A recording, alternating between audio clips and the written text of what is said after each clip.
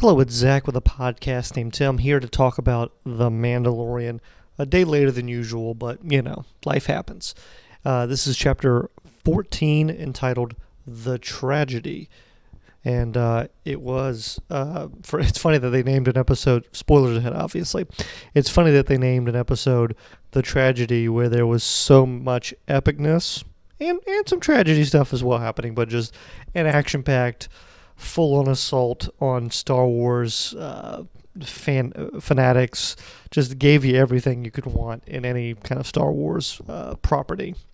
And they get right into it. So if you recall from last week, the Ahsoka episode, she gave him a new journey to go to Tython to take the child, put him on some kind of stone, and this would allow him to connect with the Force. And if there was anyone out there that was Force sensitive, maybe they would find him and kind of allow Grogu to choose his own path. And I was expecting full on to have a couple of, at least one filler episode, if not this being, the journey till the end of next season. But no, we get right into it. Straight to Tython we go. This is rumored to be one of the first planets where the Jedi were formed, this Octo, and I think there's one or two other planets that are kind of in the running for that. And we get there, we find the little temple shrine area. It looks, kind of what you would expect. It's kind of got a Stonehenge vibe to it. Mando lands, we get this great shot of him just one-arming Grogu, flying with his jetpack. I should say at the very beginning of the episode, we do get him kind of interacting with the child, mentioning his name, and the child kind of like, huh? And then the Mandalorian laughing. And so we get some connection there, maybe to hammer home and remind everyone that the child does now have a name, Grogu, but also just to show that dynamic of them two forming their relationship. Din is basically saying, I need to find someone to train you. I can't do it. And again, we land on the planet. He puts him on the stone after the cool flight, and nothing really happens. And he actually has this great line where he walks up. He's like, does this look Jedi to you? Because obviously he doesn't know what Jedi stuff looks like. And it obviously looks Jedi to us, the audience. And he puts him on there. Nothing happens. And then a ship flies across the screen.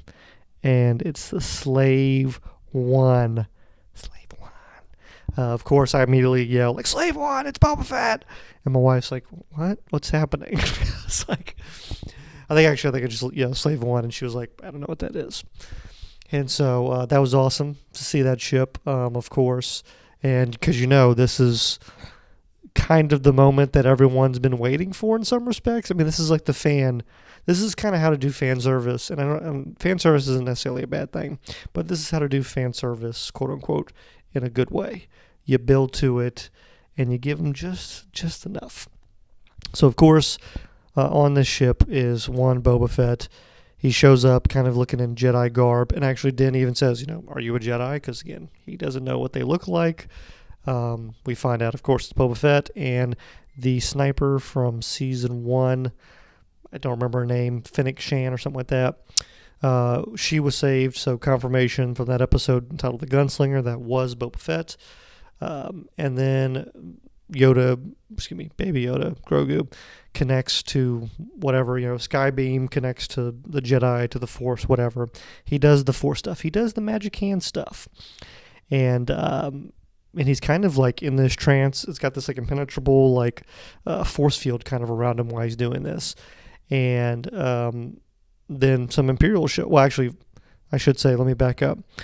Boba Fett wants his armor back, and he says he's been tracking Din.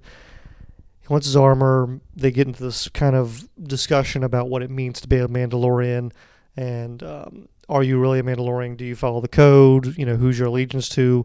So we can see these two very different characters who have different ideas of what it means to be a Mandalorian, I guess, or what it means to have that armor. And it's just great that they see the world differently, and we'll get to it later, but I'm excited to see where they're going with this. So Imperials show up. Din tries to go save the child because they basically make a deal. He says, you give me my armor, I will, make sure that the child is safe, because he had the sniper chick was had him in his sights. So Din goes up, tries to save the baby, but just not happening. He's like, he can't break through the force field. Some stormtroopers show up. We get some awesome Boba Fett just with a gaffy stick, just wrecking havoc. And they eventually do get overwhelmed. And then Mando shows up to help out Fennec Shanagan. I think that's her name. And Boba Fett. So they team up to fight the stormtroopers. And you get the great shot of Fett looking over at the Razor Crest because he knows his armor's in there. And then it cuts away. And, of course, we get, superhero moment, basically, Fett just strolling in like a bad mofo. And he's got the armor on, at least what he had, and he just goes to town, wrecking everyone. He is clearly, what he is billed to be. Actually, there's one part where he uses, like, these knee rockets. I don't know. It was awesome. He just destroys everyone. Unfortunately, while this is all going on and they're getting overwhelmed, Moff Gideon sends out the Dark Troopers, which are now confirmed, of course, and they're like battle droid stormtroopers. They fly down, grab the baby Yoda, hightail it out of there. I'm still going to keep calling Grogu Baby Yoda. I don't care. They hightail it out of there. Before they do that, though, they actually launch a orbital strike on the Razor Crest, and done, gone.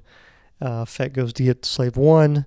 Bad guys get away, but not before Boba Fett does of course, he lowers the head, has a little eye targeting system, launches a missile at him and knocks out both of the transports on accident, he says, actually. And it's great because now Fett and the sniper have decided, we made a deal. We were going to keep the child safe as long as you gave me my armor back. And so until he is back in your arms, we are part of the crew. So awesome. Team up with Fett and Din. And it'll be fascinated to see these worlds collide as far as their visions of what it means to be a Mandalorian. And basically, I'm assuming the next episode is going to be we're assembling the crew. And the last episode, of course, is going to be the rescue, because Moff Gideon comes in and mocks the child. He's got the lights, he's got the Darksaber out, and he's like, you want this, don't you? No, you're not old enough for that, basically. You're not ready to handle that. And he lets the baby choke all these people out. Definitely some dark side powers going on here, but he likes to watch it. And you can see, I think this episode confirmed for me that Moff Gideon definitely wants the force powers for himself, and he's calling the doctor Pershinger, I think his name is. He's calling the doctor, so he says, I've got the donor, so he wants these to try and get these force powers for himself. And the last thing is Mando goes back to Cara Dune, who is now a Republic Marshal. So she's like, I gotta be cool, gotta follow the rules. And Mando wants to break out Bill Burr. I don't remember the name of his character, but Mayfield, I believe. And she's like, can't really help you out here, buddy. But he says, they have the child, and so she gives the look like, all right, never mind. I'll break the rules. So I guess, we're going to get, my guess is, in this final crew, we're going to have Mayfield, Cara Dune, I would assume, Grief Karga, Fett, Fennec Shan, and Bo-Katan and her squad. And I would imagine not everyone's going to be making it out. Someone's going to die. Who knows? But just super awesome that all these people are going to be getting together in what I'm sure is going to be an amazing couple episodes. Big shout out to Robert Rodriguez, who directed the episode. It looks like this episode was actually shot on location and not in the volume, just because of the scale of everything and how bright it was. But who knows? Maybe it was shot there. But great episode, a lot of action, very short, but just flew through it. I don't know.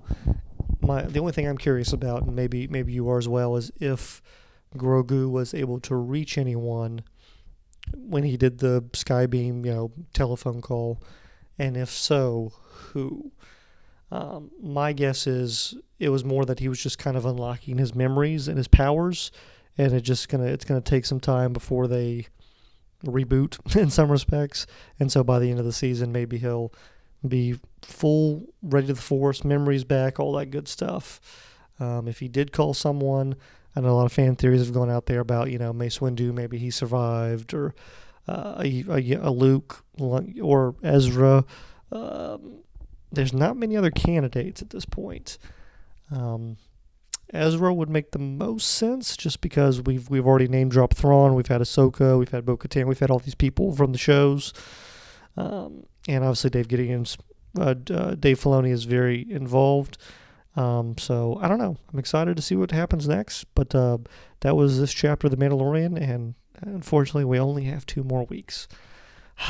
And they are filming season 3, so there is that. But let me know what your thoughts are on The Mandalorian, chapter 14, The Tragedy.